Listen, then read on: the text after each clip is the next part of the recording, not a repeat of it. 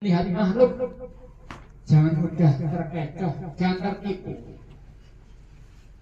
Rajane aja gampang gumun. Bagaimana cara memasukkan iman untuk mendapat iman? Setiap lihat makhluk tanamkan mobil harga 4 miliar, tanamkan dalam mobil itu ada merek made in Allah. Setiap makhluk ingat kepada pas numpak pesawat, subhanallah, cepat pesawat terbang dua jamaah sampai ratusan orang.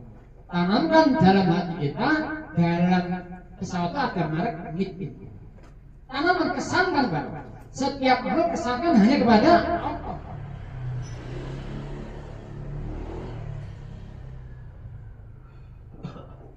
Apa saja, apapun kejadian di mana melihat kita, tanamkan ini sudah takdir dari Allah.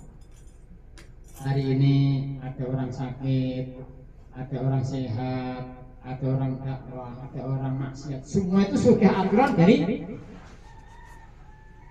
Kalau ada kejadian di mana-mana, jangan mudah menyalahkan makhluk. Kalau anaknya jatuh, nyalahkan yayue, berarti nyalahkan Allah. Gerak-gerik makhluk apapun bentuk makhluk tidak akan lepas, itu semua sudah diatur sama Allah. Duduknya saya di sini, duduknya sampai di situ, ini sudah diatur sebelum kita sudah diatur. Ini bukan maunya kita, bukan. Ada yang jadi RT, ada jadi pegawai, semua sudah diatur Allah. Enggak bisa. Itulah iman, itulah la ilaha illallah. Yang bahaya lagi kalau wanita enggak dakwah, nanti mempertuhankan suaminya. Ini bahaya. Bahaya. Gimana bentuknya? Kalau uangnya habis di ini anaknya SMS WA dari pondok B. Ini bahaya. Saya langsung mempertuhankan suaminya, ini bahaya. Ini sekarang terjadi di kalangan dai kan seperti itu. Di mana-mana. Menganggap bahwa Nabi masih mendatangkan manfaat, suaminya mendatangkan uang, ini bahaya. Bahaya. Dan kalau ada kesalahan dari ibadah kita, masih mudah diampuni dosa-dosa kita. Ibadah seperti sholat, semuanya. Kalau syirik, batalnya iman atau penyakit iman, tidak ada ampunnya juga. Wong Jawa menyangka bahwa Januari itu akan datang hujan, kok dereng tobat, itu bahaya. Kalau mati masih membawa syirik, meyakini bahwa makhluk masih mendatangkan manfaat, mudarat, jadi ngalamat seluruh amal kita habis ditelan sama syirik itu. Ini masuk kita keluar di sini, masuk kita dakwah untuk bagaimana meluruskan iman. Bila iman mati bahwa iman sini masalah, disitulah awal kehidupan. Hidup ini awal kematian, mati awal kehidupan. Bahasanya Jawa, urip ini awal kematian, mati ini ngawiti urip. Mati hari urip, di sana akan bahagia selamanya. Akan jadi raja selama-lamanya, bahagia selama-lamanya, sehat selama-lamanya, ora encok, ora sakit. Sempurna. Kaya selama-lamanya, raja selama-lamanya, bayangin. Senang selama, lebaran selama. Tidak ada tuanya, selamanya mungkin. Jadi maksudnya bagaimana iman ini bisa terbentuk dalam bidang sebelum dan saat apa bidang keadaan. Contoh yang kecil, pas lagi masak, iris-iris, tangannya kena pisau, pitadin, masalah luas ini sudah hilang iman kita. Sekarang masih banyak jana kita ini masih menganggap bahwa obat mampu menyembuhkan penyakit. Ini begitu terus. Kalau betul dokter bisa menyembuhkan penyakit, kalau betul obat menyembuhkan penyakit, hidup tidak ada orang mati. Ada orang mati itu. Hari ini petani menganggap bahwasanya kalau nggak nanam nggak makan. Lah orang kerja ini bahaya. Bukan masalah berobat, bukan masalah kerja, bukan masalahnya iman teruskan. Silahkan kerja, silahkan berobat, tapi yakin hanya kepada Allah. Itu yang benar. Imannya itu bukan masalah. Jadi kita pulang ini, kita ini mau dakwah di lingkungan keluarga kita. Disitulah dakwah yang paling berat di makom kita. Ini bapak itu orang ngerti awalnya kan, tahunya baik, ada surga di rumah belum tahu kan. Nanti kalau di rumah apa saja belajar apa saja. Kalau misalnya suatu saat namanya manusia kan kekurangan uang, sholat dulu datang ke Allah dulu. Kalau sakit apa saja bentuknya, jangan biasakan sedikit bodrak. Saat punya teman sampai berbodrak satu pak. Pesan ulama sebaiknya seorang ini pelan-pelan menghindar ini ya, pelan-pelan. Biasakan pakai herbal yang alami. Tanamkan saja. Saya punya kisah sedikit. Ibu saya meninggal ini, alhamdulillah sudah 6 kali 3 hari masterat. Mau 15 hari saya belum punya uang waktu itu. Mau 15 hari. Itu selama itu dia dari apa? Dari setahu saya ibu saya sampai meninggal itu tahajud jam 2 istiqomah. Matanya enggak berubah, kalau agak gigi enggak berubah, baca Quran sampai umur hampir 80 tahun itu enggak pakai kacamata, kecil. Apa? Ini banyak yang kita tidak paham dengan sunnah hari ini wanita. Kenapa? Itu kalau makan minum hangat panas itu makruh. Itu merusak saraf mata, kemudian gigi itu awalnya dari makan yang panas-panas. Terbukti ibu saya sampai mati gigi nggak ada yang berubah, mata nggak berubah lagi. Baca Quran hari-hari itu pakai Quran kecil itu, pakai lampu dik dulu. Terus ibu saya di baru rumah sakit nggak mau, udah minum kunir atau bodrek mari dipaksa karena sudah kalah bak kemanusiaan saya berjalan akhir dokter bingung akhir balik tinggal di rumah. Kan dari kecil sudah dilatih bahwa obat tidak bisa menjawab penyakit. Apa saya sok? Sampai 3 kali sapinya dicolong kok sampai keluar dari kandang orang terus apa? Pas tahajud. Tahajud jam 2 sampai mati ingat saya nggak lepas tahajud. Ini sekalian, ini aneh apa? Kalau kita pulang nanti kita belajar apa saja. Anak-anak diajar adab. Ini kadang-kadang sudah dakwah masih salah. Gimana salahnya? Anak kita kotori dengan makhluk. Ini jangan biasakan itu baik sekali. Bu, ikan. Wih, ada polisi. Ini bahaya. Anak diajarin tapi dengan makhluk. Kalau ngasih tahu anak gimana caranya? Enggak boleh nakal deh. Nanti dimarah sama Allah. Biasanya seperti apa saja. Saya kasih uang, Allah. Biasanya seperti itu. Ini banyak seperti itu. Hari-hari ciptakan suasana iman di rumah kita. Apa saja ya. Kemudian biasakan musyawarah sekecil apapun. Kata lupa ibu Jarot, mau masak disuruh musyawarah. Loh, kok repot Pak? Masak kok tidak bisa? Maksudnya apa? Biasa hidup tertib. Itu maksudnya. Saya kalau dulu waktu saya musyawarah mau kayak masyarakat mendadak. Pas musim ketiga sawah ada ini tanduri timun karo bocis sawah belum berangkat.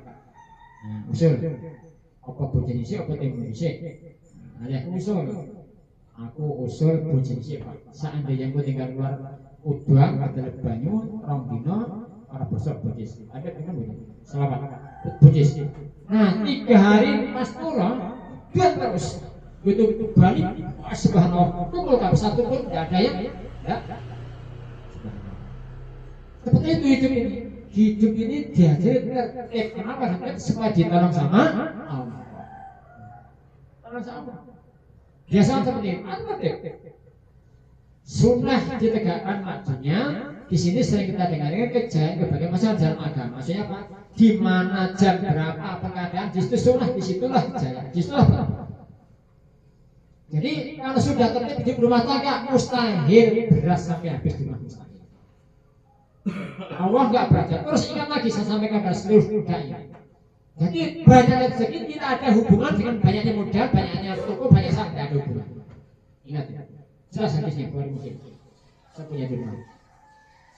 Banyak rezeki yang sekalian tidak ada hubungan dengan lebarnya sawah, banyak toko, banyak modal, nggak ada hubungan. Ada hubungan. Kenapa? Kita yakin sebelum kita lahir sudah ada tulisannya. Ku sampai ku satu saat di mobil luru. Ku tak tahu ini sampai bujuni luru mana nih? Gak ada hubungannya tuh. Tinggal sampai nanti yang iri nih. Ya jadi itu. Jadi sudah ada takdirnya. Bukan banyak kita. Ku sampai ku sampai pabrik. Sudah ada tulisannya. Saya berapa kali datangin calon lurah sampai masukin sini. Itu teman saya lurah sini. Di paling dalam datang ke rumah saya minta doanya. Arti iman. Mas, kalau sampai sebelum sudah dijatah lurah, sampai gak usah banyak-banyak komentar, tetap jadi. Kalau enggak sampai mati. Ini maksudnya. Kemudian biasakan apapun di rumah ini anak-anak diajari musyawarah, diajari musyawarah, diajari iman. Terus ini ada 3 melakukan wanita perlu diperhatikan. Melakukan ada 3. Yang pertama taklim rumah harian. Terus yang kedua taklim mingguan. Yang ketiga 3 bulan sekali 3 hari. Ini bila ini dijaga maka otomatis amal ibadah akan terjaga. Mustahil kalau sampai 3 hari bolong suaminya, mustahil kali ini dijaga. Mustahil. Mustahil sampai suaminya tahun ini tidak bisa, mustahil. Saya pernah dengar langsung minta kalau Pak Ibu Jeron mereka bulan ini 3 hari nggak jaga, pas alias bolong 3 harinya suaminya, maka bulan ini keberkahan sudah cabut-cabut. Tahun ini nggak bisa 40 hari suaminya, tahun ini akan cabut keberkahan rezekinya, jangan keluarganya yang cabut. Tidak ada keberkahan. Maka pentingnya petani dakwah, siapa dakwah supaya ditolong sama dapat keberkahan. Gak heran anak sudah selesai pondok nggak ada reaksi. Usuran duit santri ada apa gak heran? Heran, jangan-jangan waktu anak pondok dia bapaknya nggak pernah nisab. Itu pengaruh itu. Jangan-jangan ibunya bukan nggak talim. Taklim rumah ini kata Ustaz Ubi untuk waktu musyawarah apa tuh musyawarah Indonesia di Singapura dikatakan itu fardu ain buat suami. Sekali 24 jam nggak tanggung rumah suami sudah dosa besar. Di satu mahala satu masjid, satu wajib masjid tidak taklim harian sudah dosa besar. Itu fardu ain. Bagi faedah bagi kita.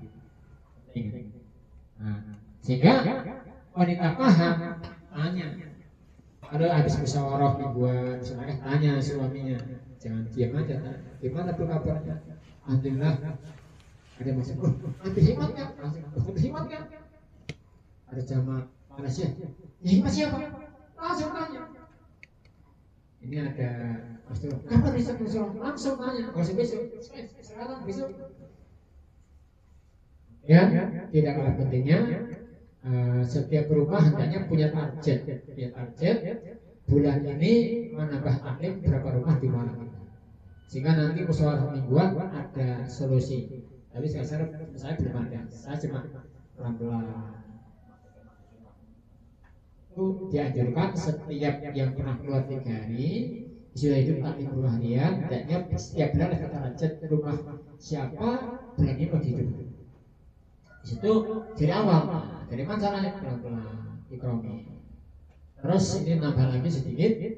Kalau ini dai akhlak sudah baik, mudah dakwah.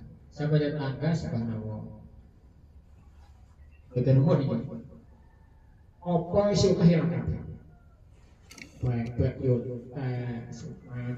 jadi perlu sinyal terus kan. Suwisi saya ngomongin sebenarnya soal. Es kalian sama tuh.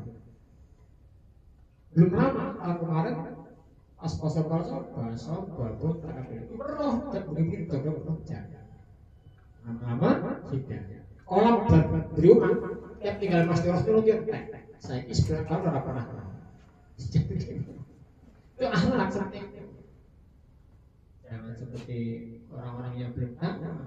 Tanamkan semua yang ada dalam kehidupan kita potensi untuk masuk percaya. Itulah dakwah. Sekalian, kemudian yang tidak penting lagi yang terakhir doa. Pada saat menganjurkan kita setiap diri kita dimohon suruh doa. Doanya yang singkat sederhana. Yang paling tidak ada pentingnya doa minta istiqomah dalam dakwah. Ya bagus. Itu saja. Doa siapa? Saya bila belum pernah lepas doa setiap malam. Namanya doa minta istiqomah dalam penting ini. Setelah dakwah istiqomah. Kalau kita di dakwah otomatis mati dalam dakwah. Kalau sampai mati dalam dakwah, otomatis lunas dosa-dosa kita. Tidak punya dosa. Tidak ada kemuliaan, tidak ada kebanggaan, tidak ada sesuatu yang istimewa yang paling besar kecuali mati tidak membawa dosa. Otomatis surga tanpa hisab. La ilaha illallah. Terus jangan lupa setiap tiap takazah masduro kapan saja ada saya masalah minta semua minta. Karena rumah yang pernah untuk masduro atau istirahat, almarhum satu paku pun tidak bisa. Mobil yang untuk takazah agama 1 rupiah pun tidak bisa. Tapi kalau rumah yang belum pernah untuk masduro, paku siji 40 hari belum selesai. Paku siji ada ukar besar ini yang jadi semua potensi yang ada. Bahkan jamaah mana saya di rumah saya, hordeng, ulek, supil, pisuk, wabah nanti akan kargo jadi di depan. Lantai yang kita injak itu akan kargo jadi. Bahkan Nabi bersabda, hai sahid, sama kalah di rugi neraka walaupun separuh biji kurma. 1 tetes diminum oleh orang bersifat kita di rumah kita, itu sudah cukup untuk memadamkan api neraka. Cukup. 1 tetes. Apalagi api kita dikasih makan. Dan pas saraf kedua, ini master siapa yang mana? Dulu ya, 14 kali seorang putih. Cepat kali masuk kamu. Ini cuma jadinya rabu. Satu kali lihat jamaah ini waktu jam lewat di Lestari itu, saya nangis sampai desa ya Allah. Di sana tuh siapa daging, saya nggak bisa beli daging. Dosa apa saya? Ya minimal yang di rumah itu apa ya ayat pot itu minimalnya. Allah, malu ini sampai ke tempat kita itu malu. Kalau di musola ada jamaah sampai malu sendiri, sebenarnya istrinya juga ikut malu. Dosa itu kalau sampai jamaah di masjid masak itu dosa gitu. Kita dosa. Maka dituntut di hadapan Allah. Kalau sampai masak di masjid, sawah dia selesai. Dan jangan lupa doa saya tahun ini saya niat 2 saya niat di jauh sisa dikit jauh bukan kabur selesai. Ingat tahun ini istirahat di jauh atau saya di jauh. Nah waktu Ustaz tadi pulang dari Jepang saya nggak berjanji soal itu juga pulang ke Jepang. Nah itu akhlak orang Jepang mengalahkan banyak di sana.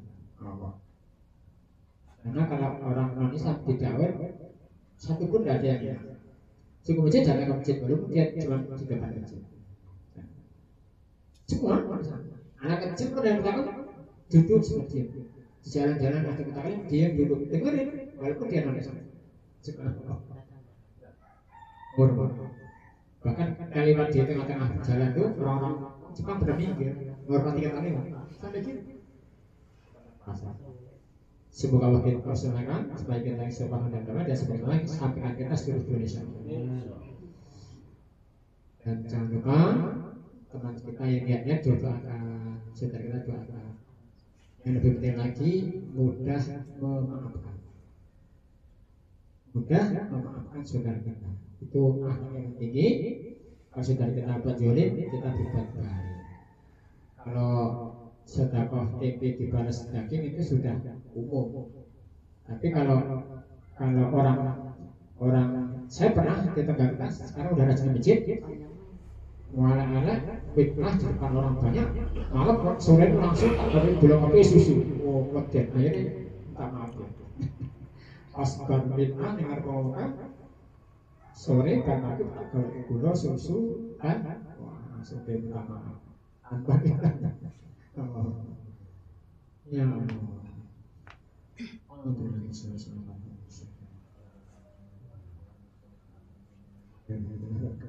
وأنت جميع الحاجات وأنت دعني وصلي بجد الخيرات كان الله فصلى وإلى المرسلين لا إله إلا أنت سبحانك لا إله إلا أنت سبحانك إنك اللهم اهدنا سبحانك اللهم اغفر اللهم يسر الهدى يا الله وآمن بالإمام ربي اجعلني مقيم الصلاة ومن ذريتي ربنا ربي اجعلني مقيم الصلاة ومن ربنا هب لنا من أزواجنا وذرياتنا قرة أعين واجعلنا متقين إماما واجعلنا متقين إماما اللهم إنا نسألك ya istiqomah istiqomah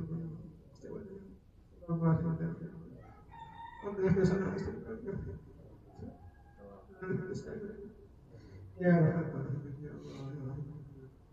Rabbana atina fid dunya hasanah wa fil akhirati hasanah